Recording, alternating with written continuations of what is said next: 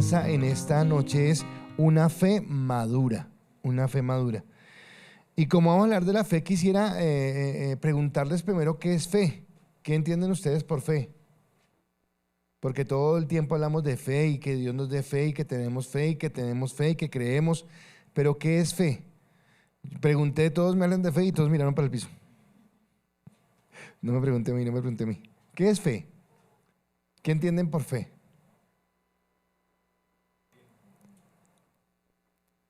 Dice Wilmar, confiar en alguien plenamente. Ok, ¿qué más? ¿Quién más se anima? ¿Qué es fe? Creer en lo imposible. Ok, eso dice Kelly, creer en lo imposible. ¿Qué más es fe? ¿Uno o dos más?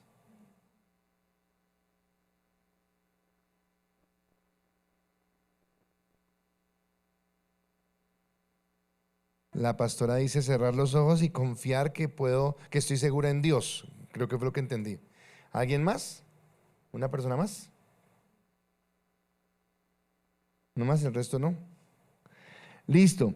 Resulta que la palabra fe, primero que todo, es tan pequeñita, pero siendo tan pequeñita es a la vez tan grande y tan profunda que creo que es necesario que nosotros podamos dimensionar lo que significa la fe y es más, quitar el mal concepto que tenemos de fe. Y estaba pensando, ahorita que estamos en la alabanza no lo tenía pensado, pero lo recordé. Y uno de los errores que hemos cometido en nuestra evangelización cuando nosotros compartimos, generalmente ¿a quién le compartimos nosotros? Si usted llega a un lugar y ve a la gente riéndose y celebrando y pasándola bueno, usted dice no. Pero si usted encuentra a alguien que está llorando, que está triste, usted le pregunta qué le pasa y la persona le va a preguntar por qué está afligida y usted qué le va a decir, Dios tiene la resolución. Y generalmente, no estoy diciendo que esté mal, pero generalmente presentamos la fe como eso que soluciona los problemas. Como que la fe es solucionar los problemas, como que la fe es, si usted tiene alguna situación, tenga fe y se va a solucionar. Está pasando una situación económica difícil, tenga fe y se soluciona. Vino una enfermedad, tenga fe y se sana. Su hogar está derrumbándose, tenga fe y se arregla. Ahora, creemos que Dios puede hacer eso, pero ¿y si no? ¿Y si yo tengo fe y la situación económica sigue difícil? O si yo tengo fe y la persona por la que estoy orando, en vez de que mejore, como que empeora e inclusive puede llegar a morir. Si yo estaba hablando con mi esposa que esta semana fui a visitar 2 veces a una persona, una hermana de la iglesia que la operaron la operaron. Pero esa persona tiene cáncer y creo que la persona está siendo muy consciente de lo avanzado que está el cáncer. Pero me impactó la fortaleza que tiene, porque cuando llegué a visitarla el primer día que fui, me habló de su hijo, pero no me lo habló con drama ni nada, sino me dijo, oiga, y le recomiendo a mi hijo, por favor, que esté pendiente. Así me lo dijo, pero no me le estaba hablando nada. Es más, yo sentía que me estaba diciendo algo como si fuera terminal, pero la veía tan tranquila que no lo entendí. Después le dije, bueno, ¿y en qué consiste la cirugía que le van a hacer? Entonces me explicó lo que consistía la cirugía. Más sin embargo me dijo, después van a mirar si me hacen quimios, pero si la verdad no hay esperanza, yo no prefiero martirio. Ahí entendí lo primero que me había dicho, pero nunca me lo dijo en dolor. Al siguiente día fui a visitarla nuevamente y estando en esa visita, volvió y me habló y me dijo, no le tengo miedo a la muerte. Sé para dónde voy, estoy tranquila. Y yo, wow, o sea, tremendo, me le quito el sombrero. Y me dijo, y a otra vez volvió y me reiteró, pero ya no me habló solo del hijo, sino me habló de su esposo y de sus hijos. Me dijo, le recomiendo a mi familia que esté pendiente. Pero lo que me impactaba a mí es que no estaba, por favor, voy a morir. No, me lo hablaba como cuando tú le dices a alguien, oiga, écheme un ojito acá en el negocio que voy a dar una vuelta. Era de esa tranquilidad y yo decía, tremendo, porque esta persona no está diciendo, y tengo fe que me va a levantar de la cama. No, está diciendo, si Dios me quiere levantar, Él lo va a hacer. Y si Dios no me levanta, Él también sabe por qué no lo va a hacer. Y mi fe está en creer que Dios tiene la mejor decisión. ¡Wow! Tremendo. Porque entonces nosotros malinterpretamos la fe como eso en donde yo creo que Dios va a cumplir mis deseos, y generalmente malinterpretamos la fe como que Dios cumpla deseos. Como que Dios haga lo que yo quiero que Él haga, porque si no lo hace, entonces quiere decir o que yo no tuve fe o que Dios no me escuchó. Y empezamos a desvirtuar lo que significa fe. O la otra es como que lo vemos como una capacidad interna en donde yo por un tiempo me porto bien con Dios y hago las cosas que tengo que hacer y hago mi devocional y vengo a la iglesia y me porto juicioso, porque entonces como me porto juicioso, la ley de la compensación, entonces Dios tiene que darme lo que yo estoy pidiendo. Y malinterpretamos de esa manera la fe, y creo que esto está alejado de la realidad. Y por eso yo quiero hablar de la fe y cómo llegar a una fe madura, cómo realmente entender que tenemos una fe madura. Es más, les recomiendo, si usted tiene por allá en sus archivos de YouTube, que mire, busque el Más como Cristo que hacíamos. Oiga, estoy como con ganas de volver porque eso hace falta. Y en ese Más como Cristo un día hablábamos acerca de la fe, hablábamos del fruto del Espíritu Santo y hablábamos acerca de la fe. Pero iniciemos hoy entendiendo lo que acabo de decir. Entonces, fe no es doblarle el brazo a Dios. O sea, fe no es acorralar a Dios y decirle, bueno, Dios, ¿qué hubo, qué hubo, qué hubo? Y yo creo que usted y yo, espero que usted no sea esa persona, pero creo que usted y yo hemos conocido a personas que le hablan a Dios así, pero ¿qué hubo, qué hubo? Entonces, Dios, pero manifiéstese. Y pareciera que Dios tuviera la obligación de hacer lo que yo le digo, porque eso es fe. Y eso no es de esa manera. O fe no es la habilidad que tengo para hacer que las cosas sucedan. No, no, no. Una de las definiciones que podemos encontrar en la Biblia, que hay muchas definiciones o muchas formas en que podríamos abordar la fe, yo la encuentro en Hebreos capítulo 11, que obviamente habla de la fe, pero al contrario de lo que usted está pensando, no estoy pensando en el versículo 1, sino estoy pensando en el versículo 6, que dice lo siguiente: de hecho, sin fe es imposible agradar a Dios. Y ahí de inmediato me está diciendo que la fe es necesaria ¿para qué? Para agradar a Dios. No me está diciendo que la fe es para agradarme a mí mismo. Me está diciendo, sin fe es imposible agradar a Dios. Todo el que desee acercarse a Dios debe creer que Él existe y que Él recompensa a los que lo buscan con sinceridad. Está hablando. Entonces, según el versículo, me gustó la definición que dio Wilmar, porque según el versículo, la fe es la necesidad absoluta de quienes hemos colocado nuestra esperanza en el Padre y en el Hijo. O sea, yo necesito una fe absoluta para creer en Dios, pero para creer en Dios no solamente como un Dios pasajero, sino realmente en que es Dios. Y que esa esperanza se sustenta en lo que me dice el versículo. Entonces, aclaro acá algo, lo hacía ayer en el seminario, pero quiero hacerlo como las veces que sea necesario, y sé que no lo hacemos de mala intención, pero a veces estamos explicándole a alguien un versículo, estamos hablando algo, estamos en un grupo de influencia, y a veces decimos, y no vamos a adorar a ningún otro ídolo. Cuando digo que no estamos, es como si estuviera diciendo que Dios es un ídolo. No, no, no, no. No vamos a adorar ídolos, porque Dios no es un ídolo. Dios es Dios, es soberano, es el único verdadero. Y todo lo que yo quiera colocar por encima de Dios, eso sí se convierte en un ídolo. Pero Dios no es ídolo, Dios es Dios. Y esa esperanza en la que me habla el versículo, entonces me da como cuatro esperanzas que me llevan a mí a solidificar mi fe. Y la primera esperanza es de que Dios es real, de que creemos en un Dios real. El mundo, ¿qué nos dice? El mundo, bueno, no todo el mundo, pero hay gente que le dice a usted, Dios es el amigo imaginario de los adultos. Y lo que están diciendo es que es una invención que tenemos para darnos cierta moral. No, no, no, no. Yo tengo que creer que Dios es real, que Dios realmente existe, que Dios es alguien que me creó, que obró en mi vida, que tiene poder, que tiene autoridad y que tiene control. Si mi primera esperanza está en confiar que Dios es real, mi segunda esperanza es que ese Dios en el que yo confío que es real, es también soberano. Ahora, ¿por qué es importante creer que es soberano? Porque cuando yo hablo de la soberanía de Dios, estoy hablando de la autoridad que tiene. Entonces, que el Dios en el que yo creo, además de ser un Dios real, es un Dios soberano. Bueno, ¿y como para qué me sirve a mí, pastor, saber que Dios es soberano? Bueno, nos sirve saberlo porque quiere decir que en mi vida nada de lo que suceda, ni bueno ni malo, está por fuera de la voluntad de Dios, sino que Dios sabe y entiende cómo lleva mi vida y que en su soberanía, así como en la creación, así como en el universo, así como las leyes de la gravedad y de todo lo que sostiene el universo se mantiene, la soberanía de Dios sobre mi vida particular también está al control de lo que estoy haciendo. Ahora, si yo entiendo que Dios es real y si yo entiendo que Dios es soberano, que son las dos primeras esperanzas de las que estoy hablando, me lleva a mí a una tercera esperanza, y es la esperanza de saber que ese Dios que es soberano es capaz y tiene el poder, la autoridad, pero también la voluntad de bendecirme. Ah, pero usted dijo que no era doblarle el brazo a Dios. Sí, claro, y no estoy diciendo esto. Pero usted no tiene que doblarle el brazo a su papá para que su papá sepa que le va a dar un techo, que le va a dar educación, que le va a dar una buena alimentación, que le va a dar lo que necesita. Ahora, si yo soy hijo de Dios y yo creo que Dios, que es real, que es soberano, pues también puedo creer que Dios tiene el control de mi vida. Es más, tal vez acá podamos decir en algún momento donde yo esperaba que Dios hiciera esto y no lo hizo. Podemos decir eso.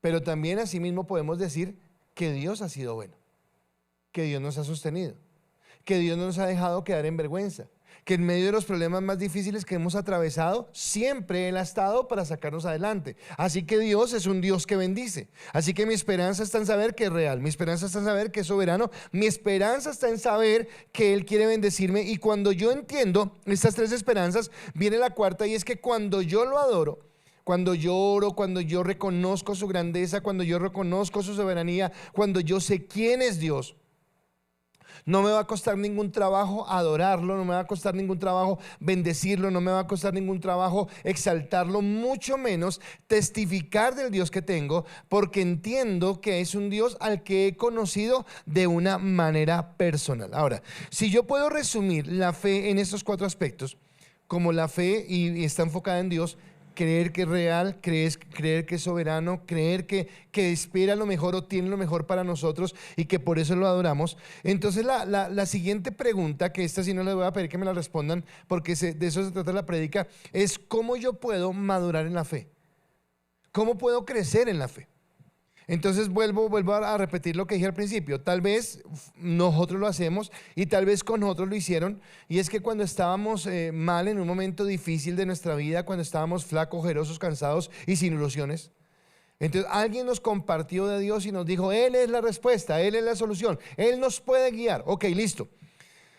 La pregunta es, esa fe inicial con la que usted llegó un día al Señor, el día que usted tomó la decisión de caminar con Cristo, ¿es la misma fe que usted tiene hoy? ¿O esa fe tiene que ir siendo renovada y esa fe tiene que ir creciendo y esa fe tiene que ir madurando? Y yo creo sinceramente que esa fe tiene que ir madurando. Tiene que ver con que el hecho de que de pronto al principio, voy a colocar una relación matrimonial. Entonces, una relación matrimonial, los emparejados siempre molestan a los recién casados que llegan al grupo porque dicen: ay, están de luna de miel. Ay, ¿han peleado? No, no hemos peleado, nos amamos, jamás en la vida vamos a pelear. Y entonces los emparejados, ya con la vasta experiencia que tienen, dicen: están en luna de miel todavía, no saben lo que viene. Y entonces dicen, en el camino van a haber ¿qué? Circunstancias difíciles, van a haber peleas, van a haber contiendas, van a haber cosas, pero el amor en un matrimonio, cuando ya lleva bastante tiempo, entonces el amor va madurando. El amor que yo le tengo hoy a Yani no es igual al amor que siente un adolescente en el colegio cuando ve a la niña de los ojos verdes y se enamora. Es totalmente diferente, porque ha madurado, porque ha crecido, porque ya es algo más sólido, más fuerte. Entonces, ¿cómo nosotros maduramos en la fe? ¿Cómo crezco yo en el Señor para que mi fe en el Señor sea madura? Porque creo que en la medida que mi fe sea más madura, es en la misma forma en donde yo sabré cómo enfrentar las adversidades. La vida cristiana no es sencilla. O sea, el hecho de que nosotros hayamos creído en Cristo no quiere decir que casa, carro y beca y se acabaron los problemas. No, es más, a veces vienen más problemas. Pero no es porque nos hicimos cristianos y por eso vienen más problemas. No, porque cuando cambiamos nuestra conducta, cuando cambiamos nuestra forma de pensar, cuando cambiamos nuestra forma de actuar, obviamente no a todo el mundo le va a gustar. No sé si, qué sé yo, cuando yo era un borrachín y me la pasaba en la cantina y el día que fui le dije al de la cantina: no vuelvo acá, es que me convertí al Señor. Si él se alegró, dijo: qué bueno, no voy a ganar esa plática, pero qué bueno. No, a él le molesta, él quisiera que yo siguiera ya haciendo lo que estaba haciendo. O en las cosas que vivamos cada uno, seguramente vamos a tener una persecución o una situación. Esas son las persecuciones que tenemos, pero tienen que ver con una vida renovada y eso nos lleva a entender la necesidad de esa fe. Y eso es precisamente lo que nos sigue hablando el salmista en el Salmo 119 y en la porción que nos corresponde hoy, que vamos a ver del versículo 89 al versículo 96. Ya ahí poco a poco vamos avanzando. Al paso que vamos, yo creo que el 31 de diciembre ya vamos acabando, pero algún día acabaremos. Pero la idea es que cada una de las enseñanzas nos ayude a crecer en eso que Dios nos quiere hablar. Así que yo quiero mirar hoy tres aspectos en las que debemos reparar para poder crecer en esa fe y entender que no es solamente porque, ay, sí, ahora soy cristiano.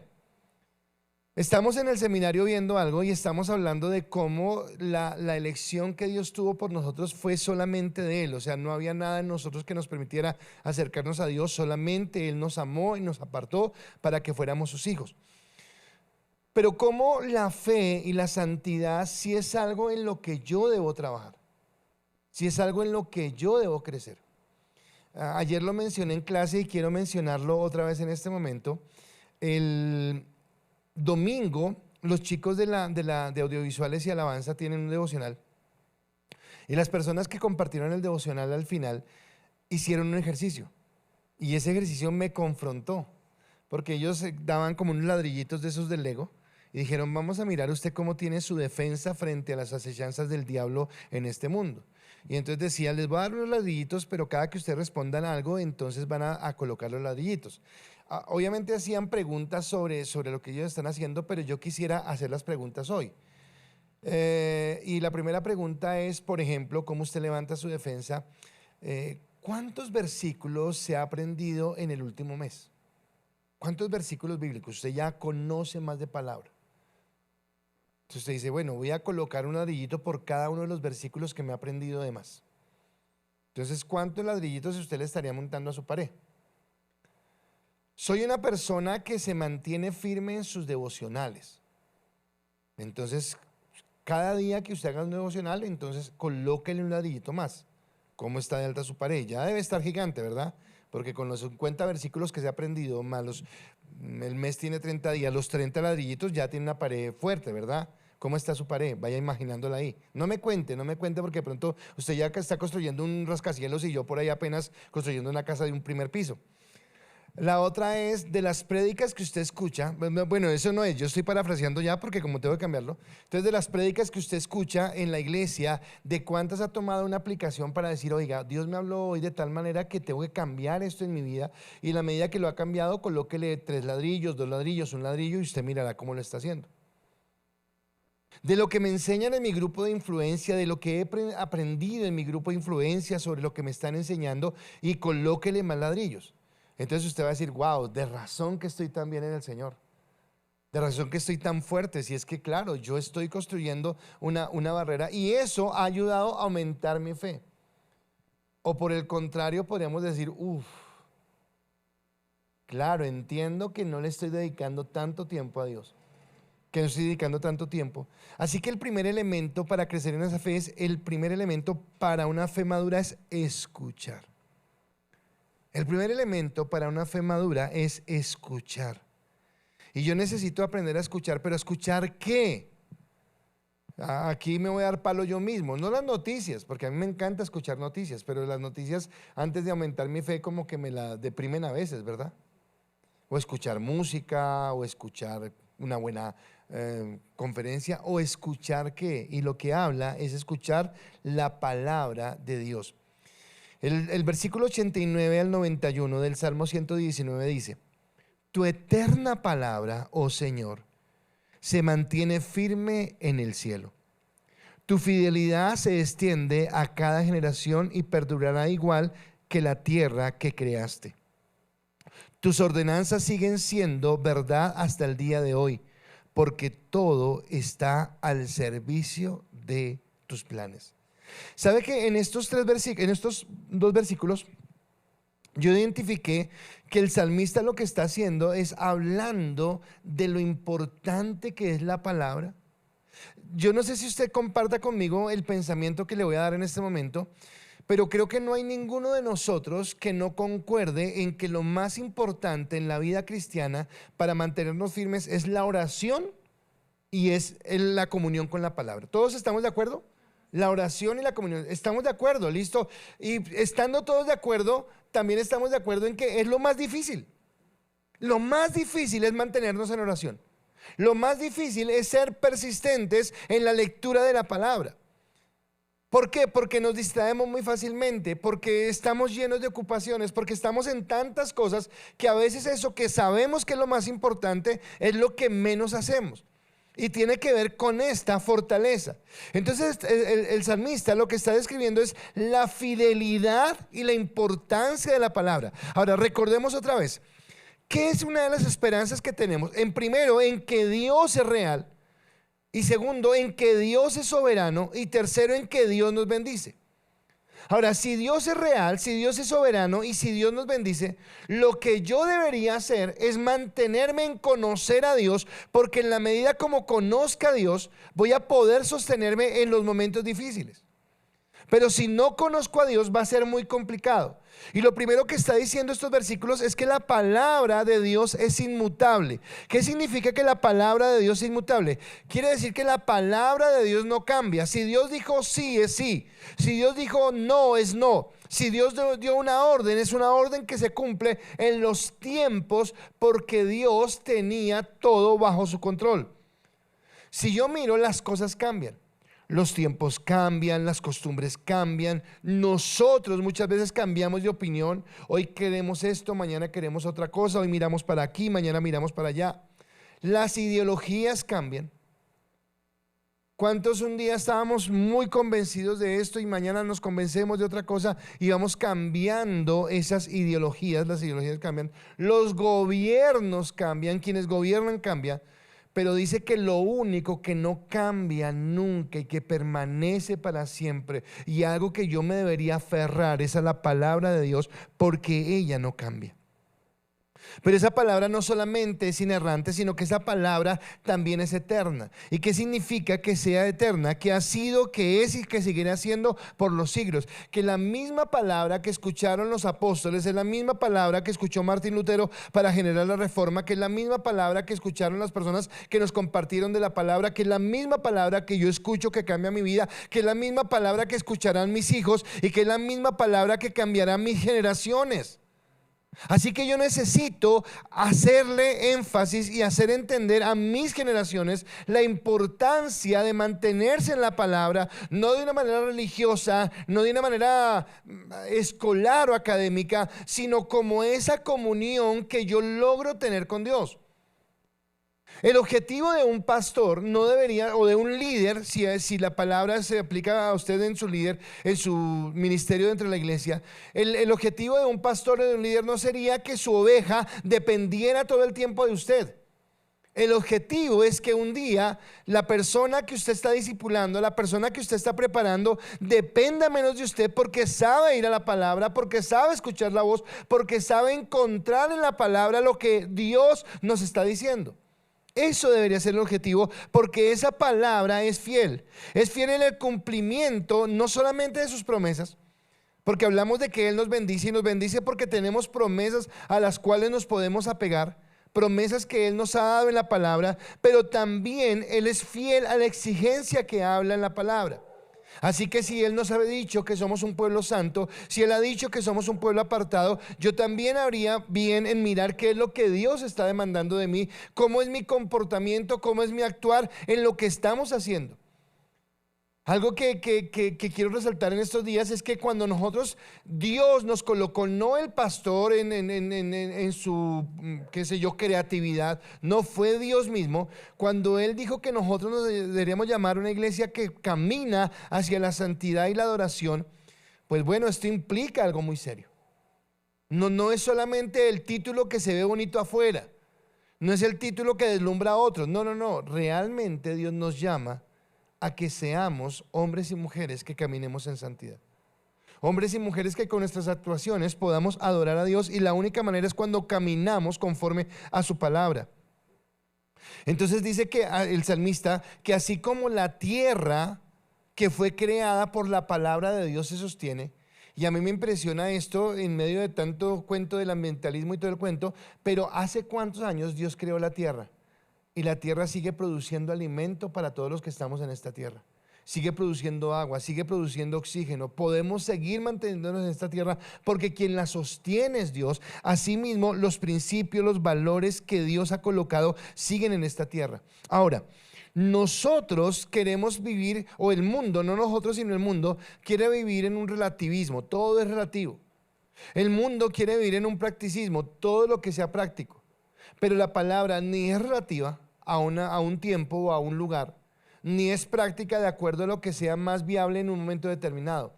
La palabra de Dios es la palabra de Dios que permanece para siempre y a la cual yo debo alinear mis principios, mis valores, mis pensamientos, y a los cuales, hablando de generaciones, debería yo llevar a las nuevas generaciones a pensar de esa misma manera.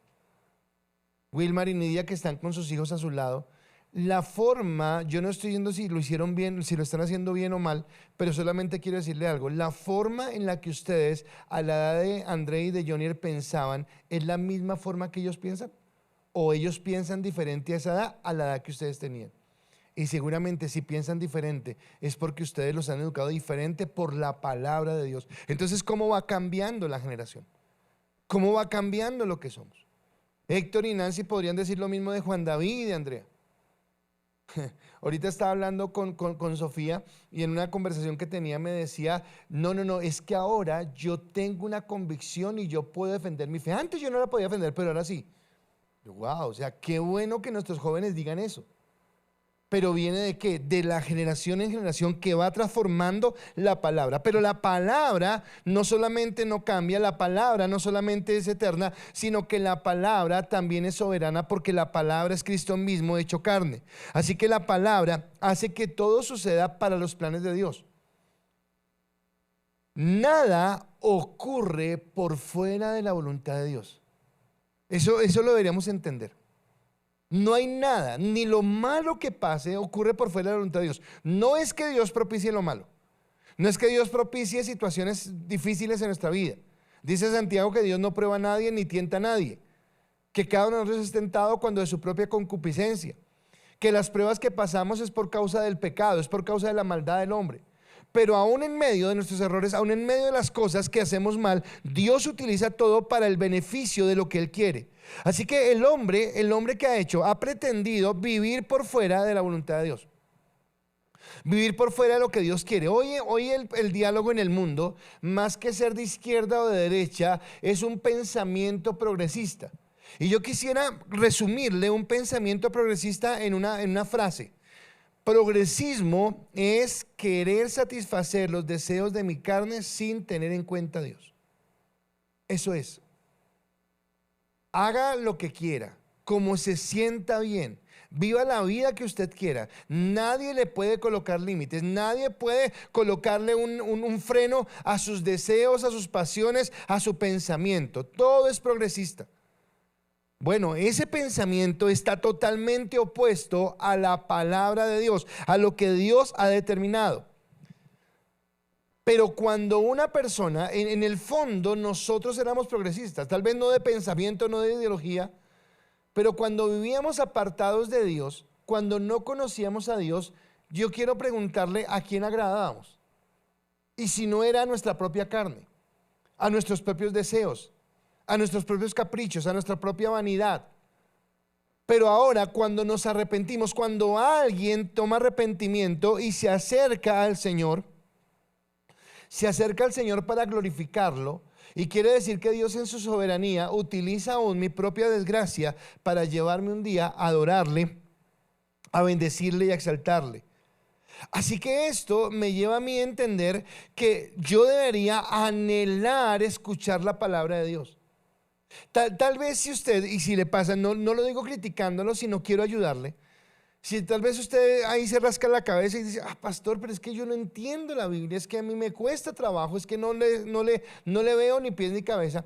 En primer lugar, acérquese a alguien, el pastor o un líder o alguien, y pregúntele, dígale cómo se hace un devocional, cómo se lee la Biblia. Pero en segundo lugar, si usted ya sabe, pero aún no lo puede hacer, tal vez es que lo que nos falta es pedir al Espíritu Santo que nos dé la sabiduría. Tal vez lo que nos falta es decirle: Espíritu Santo, tú inspiraste esta palabra, tú me la puedes revelar, y no se preocupe por abarcar grandes capítulos o por tener las revelaciones más profundas. Lo que nadie ha entendido en la vida, ahora lo voy a entender. No se preocupe por eso. Preocúpese solamente porque la estrofa, el versículo, la porción de la palabra que lea cada mañana sea tan clara para usted, que entienda que Dios le está diciendo que debe cambiar esto, que debe vivir así, que debe tener esperanza, que puede confiar. Porque eso es lo que hace la palabra. Y a medida que usted afine su oído, a medida que usted vaya arreglando su oído, usted va a escuchar más nítidamente la voz de Dios. Y Dios nos puede dar un oído espiritual para acercarnos a Él y para anhelarlo. Dice Juan capítulo 5, versículo 39, ustedes estudian las Escrituras a fondo porque piensan que en ellas les da la vida eterna. Pero las Escrituras me señalan a mí, y está hablando de Cristo. Así que cuando usted escudriña la palabra, a quien va a descubrir, a quien va a conocer es a Cristo. Y creo que si nosotros amamos a Cristo, es más, si pregunto, ¿cuántos aman acá a Cristo? Yo sé que voy a recibir un amén rotundo. Amamos a Cristo, ok. Pero amar a Cristo no solamente es decirlo de palabras, de labios para afuera. Amar a Cristo es tener el deseo de estar con Él, de pasar tiempo con Él. Cuando a usted le agrada a una persona, en cualquier relación que sea, amorosa, de amistad, de compañerismo por el trabajo o de afinidad por un deporte, usted lo que quiere es pasar tiempo con esa persona. Usted lo que quiere es conversar con esa persona, conocer más a esa persona. Bueno, si yo encuentro afinidad en Cristo, si yo encuentro afinidad en Él, lo que yo debería desear más es pasar tiempo con Él. Porque escuchar su palabra, escuchar su voz, es lo que me va a ayudarme a crecer en esa madurez espiritual, en esa fe espiritual de la que estamos hablando. Ahora, lo primero entonces es escuchar. Pero viene el segundo punto. El segundo aspecto o el segundo elemento para una fe madura es creer. El segundo aspecto es creer. No sirve o no es suficiente solamente con escuchar la voz. Yo necesito escuchar la voz, pero en esa voz que yo escucho necesito creer. Porque si no creo, todos seguramente hemos escuchado un cuento de fábula. Hemos escuchado muchas historias. Pero en el fondo usted sabe qué es, que son historias. Que sí son atractivas, distraen, alegran, hacen reír, nos meten en el suspenso, nos meten en lo que sea. Pero al fin de cuentas es algo ficticio, no es algo real. No, yo necesito saber que la palabra de Dios es real. Es más, hay un movimiento que se levanta hoy en día en algunos ambientes teológicos, donde hay gente que dice que la Biblia no son historias reales, sino que son historias que dan una similitud de algo para sacar una enseñanza. Cuidado con esas herejías. Porque a menos que la palabra me lo diga, por ejemplo, una parábola, yo sé que una parábola si es una invención que hace el Señor Jesucristo para, a través de una historia ficticia, darnos una enseñanza. Listo, es una parábola. Pero yo no puedo decir que el arca de Noé fue una historia ficticia, que la torre de Babel fue una historia ficticia, que un rey David que existió fue ficticio. No, esos son hechos reales, cosas que realmente sucedieron. Que un día un hombre llamado Moisés subió a un monte y en el monte Dios le entregó unas tablas de la ley. Eso es real, es algo que sucedió realmente. Así como es real que un día Dios se hizo hombre, vino a la tierra y fue a la cruz del Calvario y murió por nosotros. Son hechos reales que yo creo y que el creer en ellos me permite a mí solidificar mi fe. Así que no es suficiente solamente con que usted lea la palabra. A mí me impresiona, hay una historiadora que me gusta mucho, se llama Diana Uribe, obviamente ella no es cristiana. Y ella saca diferentes historias sobre la guerra, sobre el país tal, sobre tal cosa. Y un día hizo un especial sobre la Biblia. Y me llamó la atención y lo escuché. Obviamente si lo escucho todo, pues obviamente le iba a escuchar ese. Oiga, y expuso perfecto todo lo que fue la reforma. Pero ¿sabe cómo lo expuso? Como un hecho histórico. Pero ella no permitió que esa palabra cambiara su vida. Ella no permitió que realmente transformara su corazón. Entonces no es suficiente solamente con leer la Biblia, sino que usted tiene que creer que lo que dice ahí es verdad. Por eso le decía la importancia de que usted diga, bueno, ok, Dios, y esto que estoy leyendo, ¿cómo me afecta a mí? ¿Cómo en este momento de mi vida me puede ayudar o qué es lo que tú me estás hablando? El salmista en el versículo 92 y 93 dice lo siguiente: si tus enseñanzas no me hubieran sostenido con alegría, ya habría muerto en mi sufrimiento. Jamás olvidaré tus mandamientos, pues por medio de ellos me diste vida. ¿Qué es lo que está diciendo? Que al salmista la palabra, por creer en ella, la palabra lo que hizo fue alegrarle el corazón y lo que hizo fue darle vida. Y estoy seguro que cada uno de nosotros acá en algún momento, bien sea por una prédica, bien sea por un devocional individual, bien sea porque estaba en algún lado y escuchó una enseñanza, en algún momento la palabra, en un momento de aflicción, en un momento de prueba, en un momento de dificultad, vino y le trajo a usted esa esperanza. Dijo, bueno, creo que es posible. Creo que Dios lo puede hacer.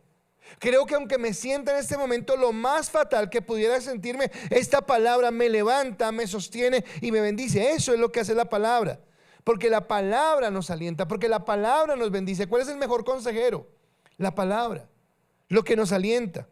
Así que tiene la capacidad de producir fe en mi vida. Y cuando produce fe en mi vida, produce esperanza. Porque tal vez cuando tú lees la palabra, el problema siga. La circunstancia que te tiene afligido siga.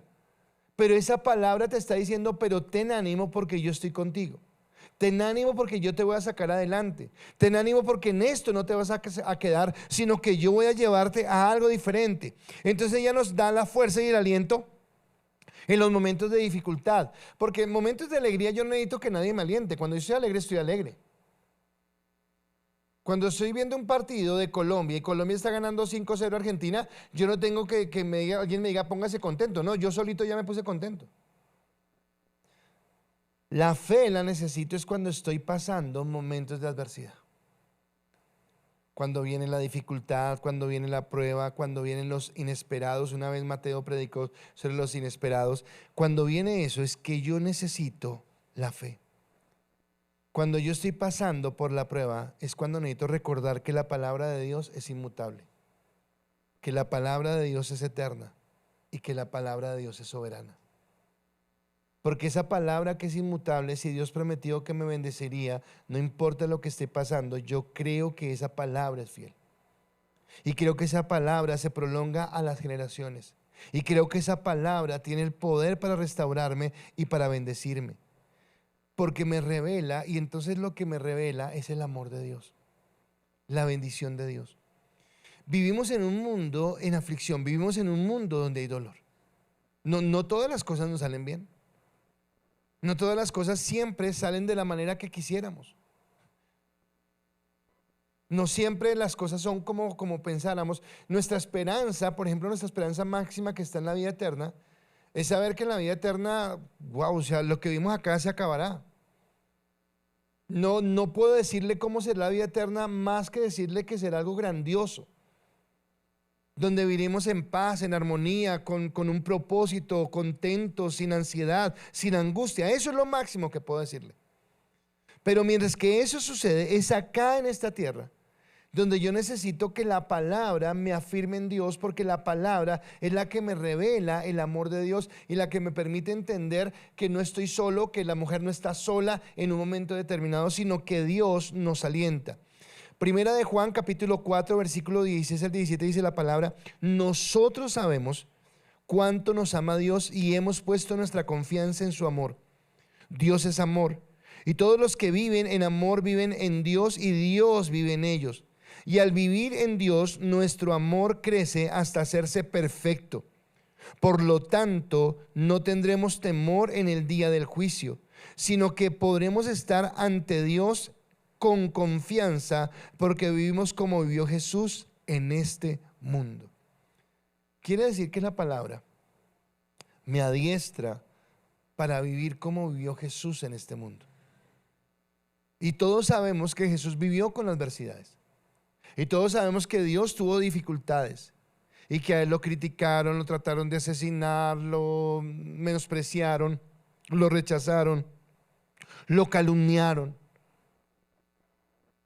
Pero dice que la palabra me alienta para vivir como vivió Jesús, para que mi fe me lleve a madurar, me lleve a crecer. Pero si yo tengo una vida cristiana que se basa solamente en lo emocional y mi vida cristiana va bien o va más mal de acuerdo a cómo esté la situación, pues voy a tener una situación difícil. ¿Usted se imagina a Pablo viviendo una vida por emociones? Que cuando llegaba a algún lugar y todo el mundo le abría las puertas y los recibían y Pablo venga y predique, qué buena es esta vida cristiana, cómo me encanta esta vida cristiana. Pero cuando lo apedreaban, cuando lo metían a la cárcel, cuando, uy, no, qué dura es esta vida cristiana. ¿Se imagina cómo hubiera escrito Pablo si esa fuera su talante como cristiano? Pero resulta que a Pablo ni lo deslumbraban las cosas buenas que le sucedían, ni lo bajaban las cosas malas que le sucedían, porque él colocaba su confianza en esa palabra inmutable, eterna y soberana, donde él creía o entendía que más allá de las circunstancias que estaba viviendo, lo que él estaba cosechando o sembrando mejor era para su eternidad en Dios, para lo que él creía en Dios. Por eso Pablo es tan radical en las cosas que dice, por eso Pablo es tan radical en la fe, por eso Pablo es tan radical en la eternidad, por eso Pablo es tan radical en decir no nos apeguemos a las cosas de este mundo, sino miremos a lo eterno que está en Dios, y era la creencia y la fortaleza. Alguna vez cuando hablamos de finanzas hablamos de la ley del contentamiento y decíamos que el contentamiento no es ni un llamado a la mediocridad, ni es un llamado a me importa cinco todo, no, pero es un llamado a decir, bueno, si Dios nos bendice, vamos a disfrutar la bendición de Dios, gloria a Dios. Pero si en algún momento no estamos en bendición, si no estamos en angustia, aún así vamos a glorificar a Dios, porque independientemente cuál sea mi situación, Dios sigue siendo soberano y a Él se le da toda la gloria y toda la honra, porque Él es soberano. Pero ¿cómo hago yo para confiar en un Dios al cual no conozco? ¿Cómo hago para vivir bien con un Dios en el que no creo? Entonces, escuchar la palabra y creer a la palabra. Pero el tercer elemento, y creo que con esto es lo que nos va llevando más a esa cúspide de la madurez, es el tercer elemento para una fe madura es confiar. ¿Y a qué me refiero en confiar? Sabemos la importancia de escuchar y que escuchando llegamos a crecer. A creer, perdón, no a crecer sino a creer. Pero hay momentos donde nuestra fe es puesta a prueba. Yo no sé si le ha pasado, a mí sí me ha pasado. Donde en una oración le he dicho, Dios, tú eres lo máximo, en serio, nada me mueve de tu fe. ¡Wow! Tremendo Dios, eres increíble, nada me mueve. Y he dicho, nada me mueve, y al día siguiente pasa algo donde yo, Dios, ¿dónde estás? Dios, pero no te veo, porque hay cosas que nos mueven, porque hay circunstancias que nos llevan. Y aquí es donde el tercer paso es cómo yo, esa palabra que he escuchado y esa palabra que he creído, ahora me lleva a desarrollar algo que se llama confianza. Voy a confiar. Tuvimos, ahorita que estuvimos de vacaciones, tuvimos una actividad con Yanni en uno de los lugares al que fuimos. Era individual, ella fue por su lado, yo fui por mi lado, pero me pareció muy espectacular. Déjeme contarla, no se la va a contar a nadie porque si algún día usted va por allá quisiera que le hiciera, pero bueno, lo voy a contar acá.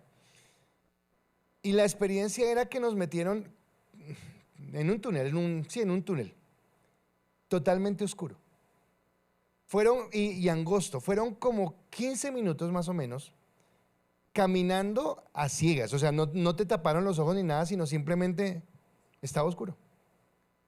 Y solamente era lo que tú olieras y lo que tú sintieras, tanto en tu cara como en tu cuerpo, como en tus pies, va uno descalzo. Porque entonces va uno caminando y el piso va cambiando. Agua, arena, algo más caliente, más frío. Lo que tú escuchas, los sonidos que hay, el ambiente, más calor, menos calor. entonces en tu cara van pegando cosas, ramas o lo que sea, o viento. Pero me pareció espectacular, porque obviamente era desarrollar los otros sentidos. Uno va con, es más, los ojos no los trabajaron muchos, pero va uno con los ojos siempre viendo, pero cuando no hay, era lo que tú, ay, estamos en algo muy frío, estamos en algo no sé qué. Es más, en algún momento pasamos como por un puente, creo que era, y el puente se movía y uno decía, ¿será que esto no se cae? Porque era una sensación, pero tú no estabas viendo nada. Y generaba como, o sea, cuando yo entré y dije, bueno, igual sé que voy a salir. O sea, ¿cuándo? No sé, pero sé que va a salir a otro lado. Mi fe era, esta gente no va a meter en líos, no va a tener un muerto acá, entonces no me va a morir. Pero era meterse en un lugar que tú no sabías a qué te ibas a enfrentar. Muchas veces la fe es creer que aunque tú no veas nada, Dios está ahí. Que aunque tal vez tú estés percibiendo muchas cosas, Dios está ahí. Aunque tú sientas que estás desfalleciendo, aunque tú sientas que no tienes más aliento, Dios está ahí. Que Dios nunca te va a dejar caer. Que dice la palabra que si tú eres su hijo, Dios nunca va a permitir que una prueba sea más grande que la fe que tú tienes para soportar la prueba. Por eso yo necesito sostenerme en la palabra. Porque tal vez estos versículos o esta palabra revelada es la que vendrá cuando yo empiece a vivir esas circunstancias. Cuando yo empiece a caminar por esas circunstancias. Entonces, si el escuchar la palabra me hace madurar, el creer en la palabra me hace madurar un poco más. Pero si yo maduré escuchando la palabra y maduré creyendo en la palabra, creo que voy a madurar mucho más cuando tengo que poner en acción mi fe sobre esa palabra. Dios dijo. Yo no sé si usted ha vivido esa situación de decir, Dios, aunque mis ojos no lo vean, tu palabra dice. Y yo simplemente creo. Y me suelto en la promesa. No estoy diciendo que no hagamos nada, pero hay momentos donde por más que hagamos no pasa nada. Y yo necesito confiar en Él. Así que la prueba hace que aprendamos a confiar y esto es madurar. Yo cuando leo el libro de Job, si yo voy a los primeros capítulos de Job, yo podría decir que Job era un hombre que escuchaba la palabra, la voz de Dios. Por algo presentaba altares, por algo ofrecía holocaustos, escuchaba la voz de Dios. Yo podría decir que Job era un hombre que creía en la palabra de Dios. Yo puedo decir eso. Y es tanto que creía que tenía un buen concepto delante de Dios. Cuando Satanás va a la presencia de Dios, Dios habla bien de Job. Pero Dios quería hacerlo madurar. Y Dios permite que venga una prueba sobre su vida. Y una prueba que la verdad yo no creo si yo hubiera soportado. Por eso menos mal que la Biblia dice que ninguno de nosotros es tentado más allá de donde puede soportar. Pero fue fuerte la prueba de Job. Pero esa prueba por la que pasó Job fue lo que lo ayudó a crecer, a madurar. Yo quiero decirle, si decía Cata hace un momento en la administración, voy a parafrasear lo que tú dijiste, pero lo entendí. Ella dijo, no sé si tú estás pasando por el mejor momento de tu vida, o no sé si estás pasando por el peor momento de tu vida. Bueno, yo tampoco lo sé. Pero independiente si estás pasando por el mejor o por el peor, quiero decirte que si estás pasando por el mejor, estás alegre, estás contento y estás feliz, pero ese momento no está haciendo más que generar en ti bienestar. Pare de contar. Porque las mejores lecciones de la vida, porque lo que más aprendemos de la vida, es cuando vemos que todo se cierra y no hay sino un lugar al que podemos mirar y es a Dios. Y hay ocasiones donde Dios nos quita todas las muletas, donde Dios nos quita todo lo que nos apoyamos, donde siento que me va a caer y Dios dice, bueno, y ahora no tienes nada más de quién te vas a agarrar. Y es donde entendemos que no hay de dónde más agarrarnos, sino de Dios. Y Dios, o lo haces tú, o lo haces tú. Y cuando yo puedo ver si Dios hablaba bien de Job cuando empezó su proceso, al final cuando dice que Job le confiesa a Dios y le dice: Dios, de oídas te había oído, pero ahora te veo. Yo quiero pensar qué pasaría con la fe de Job en ese proceso, que fue doloroso, que no fue fácil, pero que lo llevó a crecer. El salmista dice: soy tuyo, rescátame, porque me he esforzado mucho en obedecer tus mandamientos, aunque los malvados se escondan por el camino para matarme. Con calma mantendré mi mente puesta en tus leyes. Aún la perfección tiene sus límites, pero tus mandatos no tienen límites. Me encanta lo que dice al final. Aún la perfección, lo que pensemos que es perfecto en este mundo tiene límites, pero la palabra y el mandato de Dios no tiene límites. Ahora, el caminar en la palabra, escúcheme, no es un blindaje en contra de una situación de prueba. Dios, ¿cómo me va a pasar esto a mí? ¿Qué te sirvo? Bueno, sí, porque me sirves te pasa. Porque quiero formarte, porque quiero hacerte crecer, porque quiero llevarte a madurar. No hay un padre que pueda decir que tiene un buen hijo que no haya tenido en algún momento que disciplinarlo, en algún momento que llamarle la atención, en algún momento que corregirle. Y cuando usted corrige a su hijo, cuando usted le dice a su hijo: bueno, basta ya de portarse así, de hacer un berrinche, necesitamos que madures, lo que está diciendo es: quiero que crezcas, y quiero que crezcas porque te amo, porque eres mi hijo, y porque quiero que esté bien. Yo creo que Wilmar hoy se siente feliz de ver a sus hijos, yo creo que Niña se siente feliz de ver a sus hijos, pero ellos son lo que son así de la nada. Ustedes le dijeron: hagan lo que quieran en la vida, y son ese hijo, o tuvieron que formarlos. De la misma manera Dios nos forma, y cómo nos forma: a través de la disciplina, nos lleva a crecer en lo que Él está viviendo para nosotros. Jesús mismo dijo: señores, en el mundo van a tener aflicción, y de esa aflicción van a aprender, de esa aflicción van a crecer. Y ahora sí, entonces, ¿para qué es la fe? La fe no es la lámpara de Aladino que cumple sueños. La fe es la capacidad que tengo de confiar en Dios aún en los momentos de adversidad, y de saber que Él me va a sacar adelante y que Él va a cumplir el propósito que tiene en mi vida conforme a su voluntad. Porque la palabra nos sostiene, pero no solamente nos sostiene, sino nos hace madurar, nos hace crecer, nos hace caminar en la bendición. Es más, viendo a Jonier, voy a hablar una vez más de cómo en la dificultad yo aprendo más que en la victoria. Cuando ustedes ganan un partido, ¿tú piensas en cómo te pasas ese día o celebras que ganaron el partido? Celebras. Pero si un día pierden un partido, y ese partido lo perdieron porque tú te equivocaste y no cubriste bien y permitiste que eso causara el gol, esa noche no duermes, porque estás diciendo: ¿por qué no salí? ¿Por qué no hice? ¿Por qué no brinqué más? ¿Por qué no anticipé? Quiere decir que ese sufrimiento te lleva a reflexionar en qué fallaste para no volver a fallar una segunda ocasión.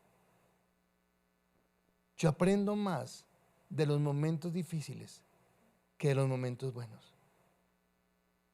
Y aunque ninguno queremos, no es un llamado al masoquismo. Ahora oremos: Señor, mándame, pero no, por favor, nunca vaya a orar de esa manera. Pero lo que tengo que entender es que así como vienen cosas buenas, también vendrán cosas difíciles en las que Dios me permitirá a mí crecer. No puede faltar en este punto Romanos 8:28. Y sabemos que Dios hace que todas las cosas cooperen para el bien de quienes lo aman y son llamados según el propósito que tiene para ellos. Así que por la fe, ¿recuerdan la fe al principio? Que la fe es la que se sostiene en la esperanza de creer que Dios es real, de que Dios es soberano, de que Dios nos quiere bendecir y que por esa fe lo adoramos y lo bendecimos. Bueno, es por la fe que nosotros creemos que pertenecemos al reino de Dios. que tú y yo ya no pertenecemos a este mundo. Que mientras que estemos en este mundo tenemos que buscar el bienestar, y predicar la palabra, llevar el evangelio, todo lo que Dios nos pide.